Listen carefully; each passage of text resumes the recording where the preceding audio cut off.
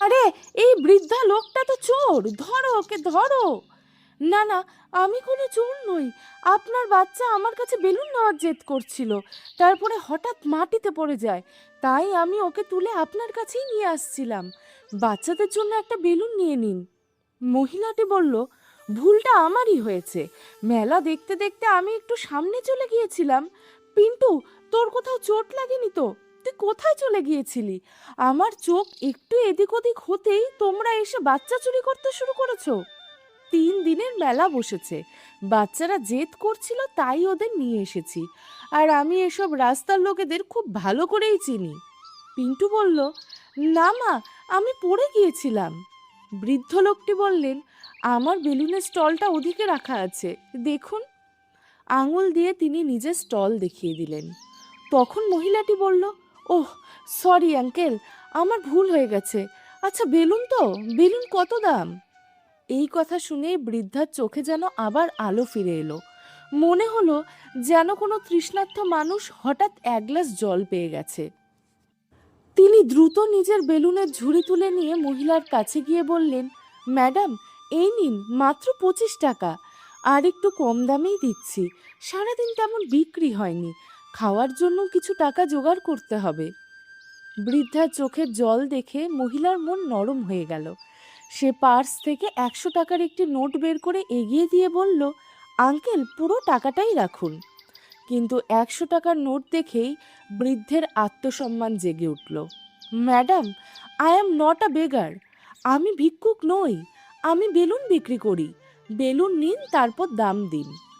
মহিলাটি অবাক হয়ে বলল, আঙ্কেল, আপনি তো বেশ শিক্ষিত বলেই মনে হচ্ছে, তাহলে বেলুন বিক্রি কেন করছেন?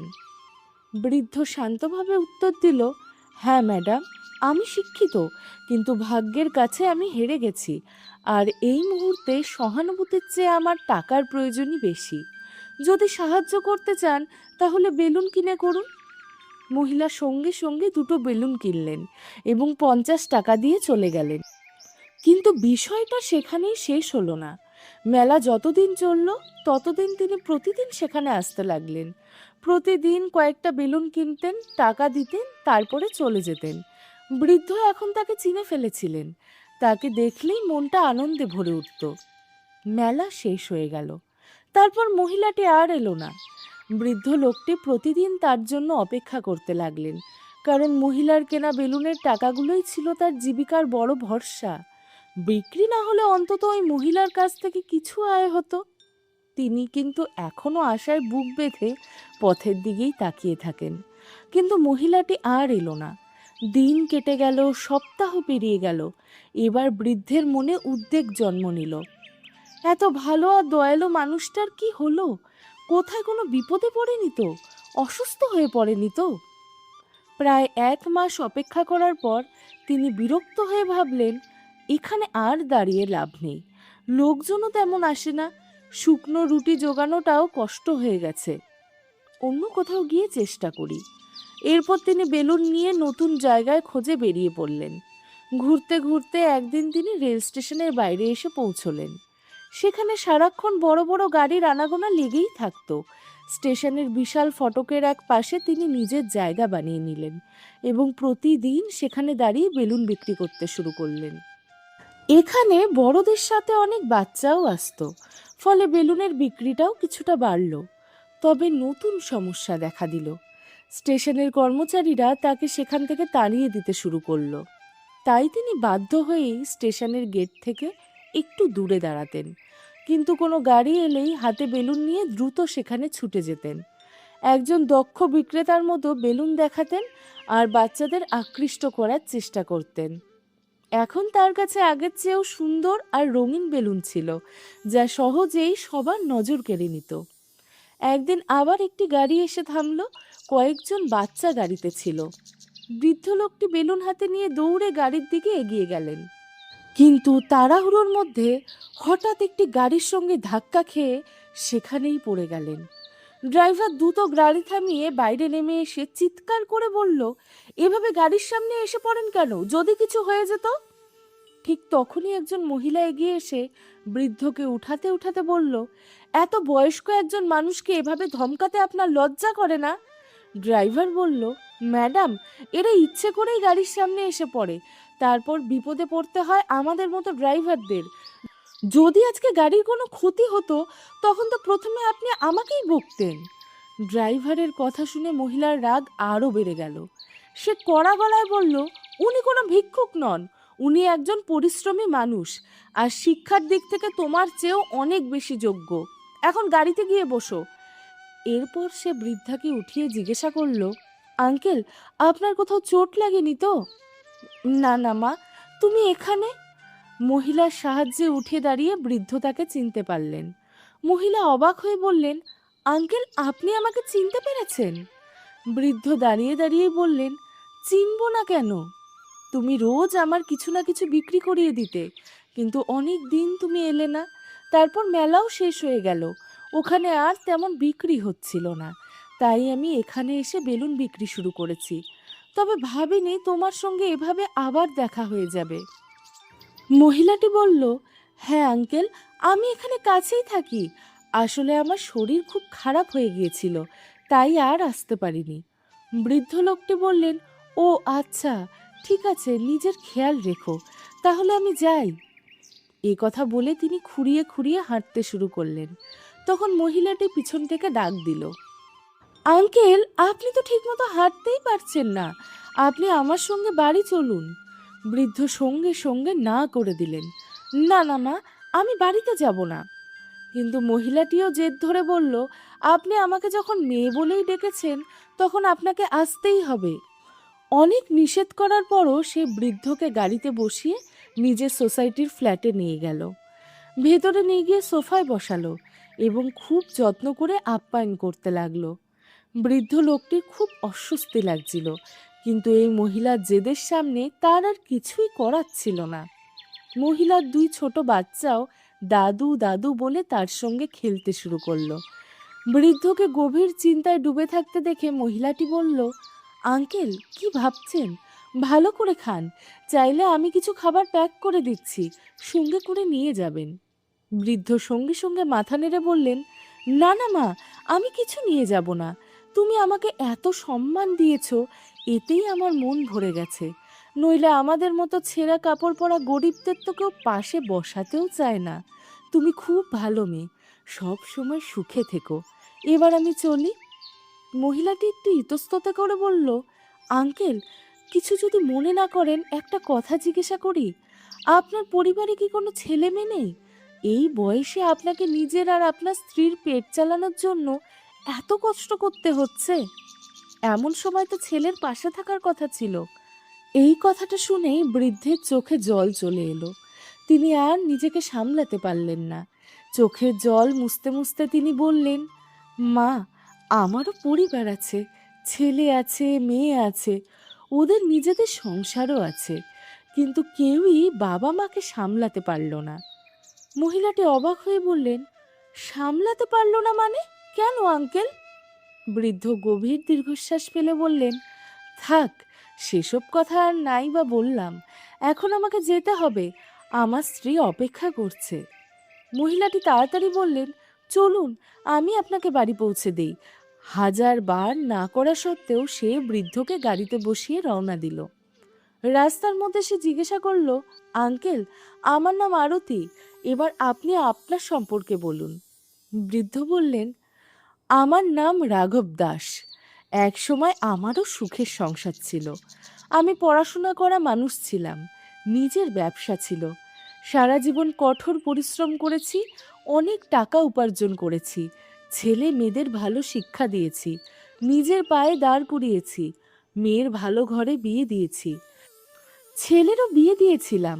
ছেলেকে তখনও পর্যন্ত ব্যবসায় লাগিয়ে রেখেছিলাম, কিন্তু বৌমা আসার পর থেকেই সে ব্যবসা থেকে নিজেকে সরিয়ে নিতে লাগলো। সারা দিন বাড়িতে পড়ে থাকতো, দুজনে ঘুরে বেড়াতো আর টাকা ওড়াতো, কিন্তু রোজগারের কথা উঠলেই ছেলে পিছিয়ে যেত। আমি একাই সব সামলাচ্ছিলাম, কিন্তু ভাগ্যের চাকা ঘুরে গেল। আমার কাপড়ের দোকান ছিল। দীপাবলির রাতে বাজির আগুনে আমার দোকানে লেগে যায়। সকালে দোকানে পৌঁছে দেখি সব কিছু পুড়ে ছাই হয়ে গেছে। ব্যবসায় ভয়ানক লোকসান হলো। ছেলে তখন বউয়ের কথায় চাকরি করে নিল। বেতনও ভালোই পেত। আমি যখন বললাম সংসারে খরচে একটু সাহায্য করতে, তখন উল্টে আমাকেই কথা শোনালো। সে বলল, আমারও তো সংসার আছে, আপনাদের সংসার চালালে ভবিষ্যতের জন্য কি জমাবো? সারাদিন বৌমা আমাদের দুমুঠো খাবার নিয়েও খোঁটা দিত। একজন বাবার কি এতটুকু অধিকার নেই যে সে নিজের সন্তানের রোজগারে শান্তিতে দুটো রুটি খেতে পারবে? আরতি স্তব্ধ হয়ে রাঘববাবুর কাহিনী শুনছিল। সে ধীরে জিজ্ঞাসা করল, আঙ্কেল, তাহলে এখন কি আপনি তাদের সঙ্গে থাকেন না? রাঘববাবু বললেন, না, আমরা এখন আর একসঙ্গে থাকি না। একটা ছোট ঝুপড়িতে থাকাই আমাদের অভ্যেস হয়ে গেছে, কারণ বৌমা আমাদের বাড়ি থেকে বের করে দিয়েছিল। সে বলেছিল আমার স্ত্রীর অসুখ নাকি তার বাচ্চাদেরও ধরে যাবে। একদিনের ঘটনা মনে করে রাঘববাবু বলতে লাগলেন, একদিন বৌমা ঘরে এসে বলল, মা, দুপুর 12টা বেজে গেছে, এখনো কি আপনার কোমর সোজা হলো না? জল খাবার বানাননি কেন? আমার স্ত্রী কাপা গলায় বলেছিল, বৌমা, আজ আমার খুব জ্বর, আজ তুমি জলখাবারটা বানিয়ে নাও। বৌমা সঙ্গে সঙ্গে বলে উঠল, আমি কোনো কাজের মেয়ে নই, আমি এই বাড়ির মালকিন। আমি তো পিৎজা বার্গার অর্ডার করতে যাচ্ছি, আপনারা নিজেদেরটা দেখুন। সারদা দেবী কাপা গলায় বলেছিলেন, বৌমা, অন্তত আমার আর তোমার বাবার জন্য একটু ডালিয়া বানিয়ে দাও। কিন্তু বৌমা নিজের মতো পিৎজা খেতে ব্যস্ত ছিল, আর সারদা দেবী না খেয়ে কষ্টে ছটফট করছিল। হঠাৎ তার বমি শুরু হয়।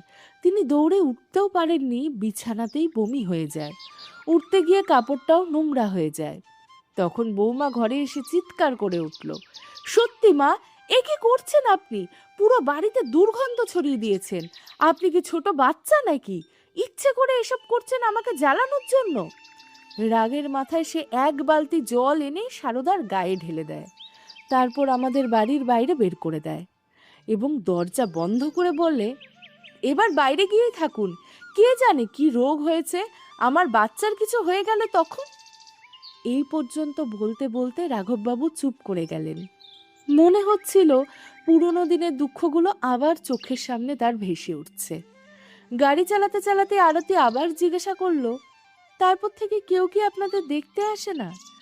রাঘববাবু চোখের জল মুছে বললেন, না মা, যেদিন আমাদের বাড়ি থেকে বের করে দেওয়া হলো সেদিনের পর থেকে আর কেউ আমাদের খোঁজও নেয়নি। আমরাও আত্মসম্মানের কারণে আর ফিরে যাইনি।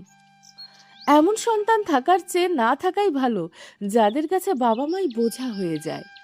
হঠাৎ রাঘববাবু বললেন, মা, এখানেই গাড়ি থামিয়ে দাও, সামনে গাড়ি আর যাবে না। আরতি গাড়ি থামিয়ে দিল, কিন্তু রাঘববাবুর অজান্তেই আরতি তার পিছু পিছু ঝুপড়ি পর্যন্ত চলে গেল। রাঘববাবু গিয়ে বেলুনের ঝুড়িটা দেওয়ালের পাশে রেখে স্ত্রীর কাছে গিয়ে বসলেন। সারদা, ওঠো, দেখো খাবার এনেছি। জীর্ণ শরীরে বিছানায় শুয়ে থাকা বৃদ্ধা ধীরে ধীরে চোখ খুলে বললেন, এই বয়সে তুমি আমার জন্য কত কষ্ট করছো, আগে তুমি খেয়ে নাও, তারপরে ওষুধ খেও। এরপর দুজনে একসঙ্গে খেতে লাগলেন। সারদা দেবী বললেন, আজ অনেকদিন পর খাবারে ঘরের স্বাদ পাচ্ছি। রাঘববাবু হেসে বললেন, হ্যাঁ, তুমি ঠিকই বলেছ। বাইরে দাঁড়িয়ে আরতি ঝুপড়িটার দিকে তাকিয়ে দেখল চারিদিকে সব ভাঙাচোরা জিনিস, শুধু একটি পুরনো খাট ঠিকঠাক অবস্থায় আছে, যেখানে সেই বৃদ্ধা শুয়ে আছেন। মাটিতে একটা ছেঁড়া চাটাই পাতা, হয়তো সেখানেই রাঘববাবু ঘুমান। এসব দেখে আরতির মন গলে গেল, তার চোখ ভরে উঠল জলে। এই মানুষ দুটো শুধু দুবেলা খাবারের জন্যই বেঁচে আছেন, জীবনে আর কোনো সুখ নেই, না সন্তানদের স্নেহ, না কোনো আরাম আয়েশ। এত শিক্ষিত হওয়ার পরও জীবনে তাদের এমন অবস্থায় অসহায় করে দিয়েছে। সেই মুহূর্তে আরতি মনে মনে ঠিক করে নিল, আমি ওদের সন্তানদের একটা শিক্ষা দিয়েই ছাড়ব। হঠাৎ সে ভেতরে ঢুকে বলল, আঙ্কেল, কাল আমার বাড়িতে একটু আসবেন, আপনার সঙ্গে কিছু জরুরি কথা আছে। এখন আমি চললাম। হঠাৎ আরতিকে ভেতরে দেখে রাঘববাবু একটু অপ্রস্তুতি হয়ে পড়লেন।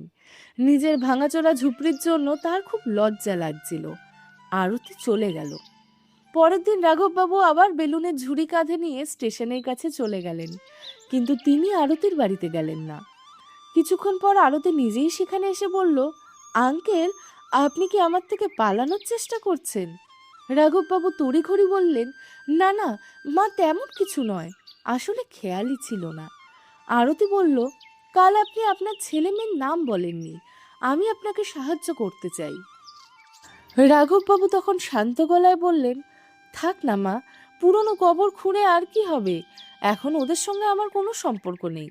তুমি এত সাহায্য করছো, এত ভালোবাসা দিচ্ছ, এটাই তো অনেক। আরতি বুঝতে পারল বৃদ্ধ এখনো নিজের সন্তানদেরকে ভয় পায়, আবার কোনো ঝামেলায় জড়াতে চান না। এরপরে একটু ভেবে বলল, আচ্ছা আঙ্কেল, আন্টি তো খুব অসুস্থ, আমি ওনাকে হাসপাতালে নিয়ে যাই, ঠিক হয়ে যাবেন উনি, চলুন আমার সঙ্গে।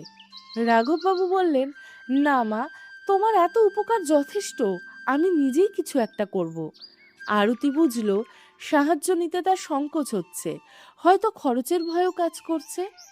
সে মৃদু হেসে বলল, আরে আঙ্কেল, চিন্তা করবেন না, আমি ওনাকে সরকারি হাসপাতালে নিয়ে যাব, সেখানে খুব বেশি খরচ হয় না, ওষুধও পাওয়া যায়। এবার রাঘব বাবুর আর কোনো অজুহাত রইল না, তিনি চুপচাপ মাথা নিচু করে রাস্তায় চলা গাড়িগুলোর দিকে তাকিয়ে রইলেন। আঙ্কেল, তাড়াতাড়ি চলুন, না হলে ডাক্তারকে কিন্তু পাওয়া যাবে না। আরতির এত অনুরোধে অবশেষে তিনি রাজি হলেন। আরতি রাঘববাবুর স্ত্রীকে বিছানা থেকে তুলে গাড়ির দিকে নিয়ে রওনা হলো। আঙ্কেল, আপনার সব পরিচয়পত্র সঙ্গে নিয়ে নিন, হাসপাতালে লাগতে পারে। রাঘববাবু সব কাগজপত্র নিয়ে স্ত্রীকে সঙ্গে করে নিয়ে হাসপাতালে গেলেন। সেখানে আরতি ডাক্তার দেখিয়ে চিকিৎসা শুরু করিয়ে দিল। বাড়ি ফিরে সারদা দেবী আবেগ ভরা গলায় বললেন, শুনেছ, মেয়েটা কত ভালো, আপনজনরা আমাদের তাড়িয়ে দিয়েছে, অথচ একজন পর মানুষ আমাদের আপন করে নিল। আজ সত্যি বৃদ্ধ দম্পতির জন্য একটা সুন্দর দিন ছিল। আরতি সেখান থেকে চলে গিয়েছিল, কিন্তু বৃদ্ধ দম্পতির কথা ভেবে তার মন ভীষণ অস্থির হয়ে উঠেছিল। পরের দিন সন্ধ্যায় রাঘববাবু আবার বেলুন বিক্রি করতে বেরোলেন। আরতি সোসাইটির সামনে এসে এক পাশে দাঁড়িয়ে রইলেন। এইভাবেই 3টে দিন কেটে গেল, কিন্তু এর মধ্যে আরতির দেখা মিলল না। হঠাৎ একদিন আরতি এসে বলল, আঙ্কেল, কাল সন্ধ্যায় একটা পার্টি আছে, আপনি যদি সেখানে যান তাহলে খুব ভালো বিক্রি হবে, অনেক রোজগার করতে পারবেন, অনেক বাচ্চা থাকবে সেখানে, চাইলে আমি আপনাকে ঠিকানাটা দিয়ে দেই। আরতির কথা শুনে রাঘববাবুর ভালো লাগলো। অসুস্থ স্ত্রীর চিকিৎসার জন্য টাকার দরকার ছিল, তাই তিনি পরের দিন যাওয়ার জন্য রাজি হয়ে গেলেন। সারাদিন তিনি শুধু একটা কথাই ভাবতে লাগলেন, ভাগ্য যেন নিজের সন্তানের মতোই একটা মেয়ে পাঠিয়ে দিয়েছে, আর নিজের ছেলে ছিল যে মুখ ফিরিয়ে নিয়েছিল। পরের দিন সন্ধ্যায় রাঘববাবু ঠিক সেই ঠিকানায় পৌঁছে গেলেন। বিশাল পার্টি হলটি ঝলমলে সাজে সেজে উঠেছিল। রাঘববাবু হলের গেটের বাইরে দাঁড়িয়ে পড়লেন। চারপাশে আলোয় ঝলমল করছে, এক উৎসব মুখর পরিবেশ। লোকজন আসতে শুরু করতেই তিনি বাচ্চাদের মন টানার জন্য বেলুন নাড়াতে লাগলেন। কখনো গাড়ির কাছে যাচ্ছেন, কখনো বাচ্চাদের সামনে রঙিন বেলুন তুলে ধরছেন। কিছু বেলুন ইতিমধ্যেই বিক্রি হয়ে গেছে, পার্টিও শুরু হয়ে গেছে। রাঘববাবুর মুখে আনন্দের হাসি ক্রমশ বাড়ছিল। বড় বড় রঙিন বেলুনগুলো বাচ্চাদের আকৃষ্ট করছিল, আর তাদের হাসি আনন্দে পার্টি হল প্রাণবন্ত হয়ে উঠছিল। সব অতিথিরা প্রায় এসে গিয়েছিল। ঠিক তখনই একদিকে একটি বড় কেক আসতে দেখা গেল। কেক দেখে রাঘববাবুর নিজের সন্তানদের ছোটবেলার কথা মনে পড়ে গেল। এমন সময় তিনি ঝাপসা চোখে দেখতে পেলেন একটি ছোট্ট ছেলে দৌড়ে তার দিকে আসছে। দাদু, আমাকেও একটা বেলুন দিন। তারপর সে চিৎকার করে বলল, মা মা, দেখো, আমাদের জন্মদিনের পার্টিতে দাদু বেলুন বিক্রি করছেন, আমাকেও একটা বেলুন কিনে দাও। ছেলেটির কথা শুনে রাঘববাবু হাসি মুখে তার পছন্দের একটি বেলুন বের করতে লাগলেন। ঠিক তখনই সামনে দাঁড়িয়ে থাকা একজন মহিলা ও একজন পুরুষকে দেখে তিনি থমকে গেলেন। পরের মুহূর্তেই তার বুক কেঁপে উঠল। ওই বলিষ্ঠ যুবকটিকে দেখে তিনি হতবাক হয়ে গেলেন। যুবকটি তাকে দেখে চিৎকার করে উঠল, এই বুড়োকে এখান থেকে বের করে দাও, আমাদের একটা সম্মান আছে, কে একে এখানে ঢুকতে দিয়েছে, নাকি ইচ্ছা করেই চলে এসেছে? রাঘববাবু অবাক হয়ে গেলেন, কারণ তিনি তো জানতেনই না এই পার্টি কার। তিনি তো শুধু আরতির কথায় এখানে এসেছেন। অপমানের কথা শুনে তিনি নিজে চুপচাপ সেখান থেকে সরে যেতে লাগলেন। ঠিক তখনই সেই যুবক নিরাপত্তা রক্ষীদেরকে নিয়ে গেটের কাছে এসে বলল, সিকিউরিটি, কোনো ভিখারিকে তোমরা আমাদের পার্টিতে বেলুন বিক্রি করতে দাঁড় করিয়ে রেখেছো? আমি কি তোমাদের কোনো স্ট্যাটাস নেই? এদের ভেতরে ঢুকতে দিলে কিভাবে? রাঘব বাবু হাত জোর করে বললেন, বাবা এমন করো না, আমি নিজেই চলে যাচ্ছি। ঠিক তখনই একটি পরিচিত কণ্ঠস্বর ভেসে এলো, 1 মিনিট আঙ্কেল। এ তো আরতির গলা। ভাবতে ভাবতে রাঘববাবু চোখের জল মুছে চারপাশে তাকালেন। আরতি সোজা তাদের দিকে এগিয়ে আসছিল। সে বলল, আঙ্কেল আপনি কি ভেবেছিলেন আমি আপনাকে শুধু রোজগারের জন্য এখানে ডেকেছি? যুবকটি হতভম্ব হয়ে গেল। সে বুঝতেই পারছিল না এই মহিলা কে। আরতি বলল, আমি এই পার্টি হলের ম্যানেজার, আমি ওনাকে এখানে দাঁড় করিয়েছি। তারপর যুবকের দিকে তাকিয়ে বলল, আপনার লজ্জা করে না এত নিচু কথা বলতে?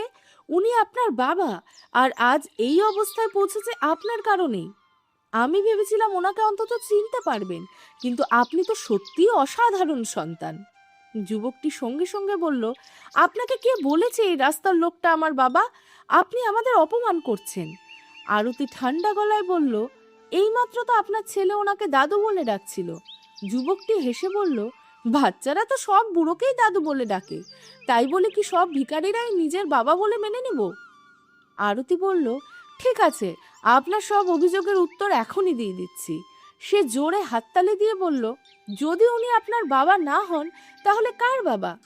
তোমার মতো সন্তানকে জন্মের পরই মেরে ফেলা উচিত ছিল। এই কথা শুনে যুবকটি রাগে ফেটে পড়ল। ম্যাডাম, মুখ সামলে কথা বলুন। 1 কোটি টাকার ফ্ল্যাট কিনেছি, আর আপনি কোথাকার কে যে এসে আমাদের উপর দাদাগিরি করছেন? নিজের কাজ করুন, আমাদের পার্টি নষ্ট করবেন না, অতিথিরা সব দেখছে। এই বলে সে স্ত্রীর হাত ধরে চলে যেতে উদ্যত হলো, কিন্তু আরতি তার হাত ধরে টেনে থামিয়ে দিল। আমি এমন জায়গা থেকে এসেছি যেখানে তোমার মতো লোকের ফ্ল্যাট কেনারও ক্ষমতা নেই। চারপাশের সবাই তাদের দিকে তাকিয়েছিল। রাঘববাবু ভয় পেয়ে বললেন, মা হাত জোর করছি, ওদের যেতে দাও। সবার সামনে অযথা নাটক হচ্ছে। ওরা বড় লোক মানুষ, আমি ওর বাবা নই। ও যা বলছে সেটাই সত্যি। রাঘববাবুর মুখে এইসব কথা শুনে আরতি অবাক হয়ে গেল।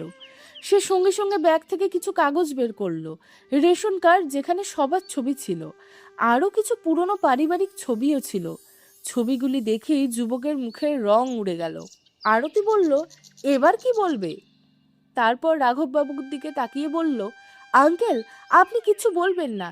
আমি জানি আপনি ভয়ে সত্যি কথা বলছেন না, কিন্তু এই কাগজগুলো সব সত্যি বলে দেবে। এরপর যুবকের দিকে তাকিয়ে বললেন, তোমার নাম বিক্রম, এ তোমার স্ত্রী, আর এ তোমার বাবা। তোমার মা মৃত্যুর সঙ্গে লড়াই করছেন, এর থেকেও বেশি প্রমাণ আর কি চাই? হ্যাঁ, বিক্রমই ছিল রাঘববাবুর ছেলে। আরতির সামনে সে নিজের বাবাকে অস্বীকার করছিল। বিক্রমের স্ত্রী শিলা চিৎকার করে বলল, ম্যাডাম, আমাদের নিজেদের পার্টিতেই আমাদেরকে অপমান করা হচ্ছে। চলো বিক্রম, এখান থেকে চলে যাই। আরতি কঠোর গলায় বলল, এভাবে তো চলে যেতে পারবেন না। ওদের কাছ থেকে যা কেড়ে নিয়েছো সব ফিরিয়ে দিতে হবে, তারপর যাবে। যে 1 কোটি টাকার ফ্ল্যাটের অহংকার দেখাচ্ছিল সেটাও তো ওদের কারণেই পেয়েছো। বিক্রম যেন পাথরের মতো স্থির হয়ে দাঁড়িয়ে গেল। রাঘববাবু বললেন, ওদের যেতে দাও, অনেক বছর হয়ে গেছে, এখন আর কি চাইবো? আরতি বলল, দেখেছো, একে বলে বাবা, আর তোমরা নিজেদের ছেলে বলে পরিচয় দাও। আজ তোমরা ওদের সঙ্গে যা করেছো, কাল তোমাদের সন্তানরাও তোমাদের সঙ্গে তাই করবে। ঈশ্বরের বিচার ধীরে হয় কিন্তু নির্ভুল হয়। ওদের অবস্থা দেখেছো, একবারও তোমাদের বিবেক জাগেনি? আরতি বিক্রমকে একের পর এক কথা শোনাতে লাগলো। পাশে দাঁড়িয়ে রাঘববাবু চোখ দিয়ে অবিরাম জল গড়িয়ে পড়ছিল। আজ আরতি যেন তার জন্য ঢাল হয়ে দাঁড়িয়েছিল। ঠিক তখনই শিলা বলে উঠল, ম্যাডাম, আপনি তো আগেই সব নষ্ট করে দিয়েছেন। আমাদের সব অতিথি চলে গেছে, অপমান কাকে বলে আপনি কি জানেন? এবার রাঘববাবু আর চুপ থাকতে পারলেন না। বহু বছরের জমে থাকা কষ্ট বিস্ফারিত হয়ে বেরিয়ে এলো। বৌমা, অপমানের কথা তুমি বলো না। মনে আছে ব্যবসায় ক্ষতি হওয়ার পর তুমি গুনে গুনে 2টো রুটি খেতে দিতে, আর আমি তোমার শাশুড়ি অনেক রাত না খেয়েও ঘুমিয়েছি। কতবার লাঠি দিয়ে আমার কোমরে মেরেছো। তুমি আমার মেয়ের মতো ছিলে, আমি কোনোদিন এমন কথা ভাবতেও পারি না। ধিক্কার এমন মানুষদের যে নিজের স্ত্রীর কথা শুনে বাবার উপরই বিশ্বাস হারিয়ে ফেলে। আমাদের অসুস্থ অবস্থায় বাড়ির থেকে বাইরে ফেলে দিয়েছিলে তোমরা। সবাই স্তব্ধ হয়ে গেল। শিলা তাড়াতাড়ি বলল, মিথ্যে, সব মিথ্যে। বিক্রম, ওর আমার ওপর খারাপ নজর ছিল। কিন্তু এবার বিক্রম আর সহ্য করতে পারল না। সাপাটে একটা চর বসিয়ে দিল শিলার গালে। লজ্জা করো শিলা, তুমি এমন পর্দা আমার চোখের সামনে টেনে দিয়েছিলে যে আমি নিজের বাবাকেও চিনতে পারিনি। আজ নিজের উপরে ঘৃণা হচ্ছে। তারপর রাঘববাবুর সামনে হাত জোড় করে বলল, বাবা, আমাকে ক্ষমা করে দাও, আমি মায়ের সঙ্গে দেখা করতে চাই। মা কোথায়? রাঘববাবু কষ্ট ভরা গলায় বললেন, থাক বাবা, এখনো সে বেঁচে আছে।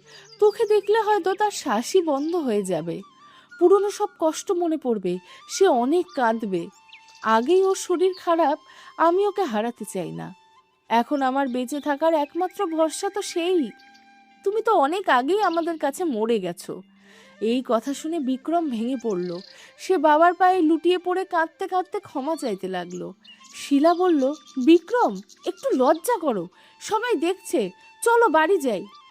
কিন্তু এবার বিক্রম রেগে গেল। সে পর পর কয়েকটি চড় মারল শিলাকে। আগে আমার পরিবারটাকে ধ্বংস করেছো, এখন ক্ষমা চাইতেও বাধা দিচ্ছ? যে আমার বাবার উপর এত নোংরা অভিযোগ তুলতে পারে সে আমার স্ত্রী বলার যোগ্য নয়। এই কথা শুনে শিলার পায়ের তলা থেকে মাটি সরে গেল। সে কাঁপতে কাঁপতে রাঘববাবুর পায়ে পড়ে গেল। বাবা, আমাকে ক্ষমা করে দিন, আমি অনেক ভুল করেছি। রাঘববাবু দীর্ঘশ্বাস ফেলে বললেন, তোমাদের চেয়ে পর মানুষ ভালো। আরতি আমাদের ভালো চেয়েছে, অথচ তোমরা তো আমাদের নিজের ছিলে। তবুও তোমাদের মন একবারও কাঁপলো না, একবারও দয়া হলো না। বিক্রম কাঁদতে কাঁদতে বলল, বাবা, দয়া করে ক্ষমা করে দিন, এবার থেকে আপনারা আমার সঙ্গেই থাকবেন।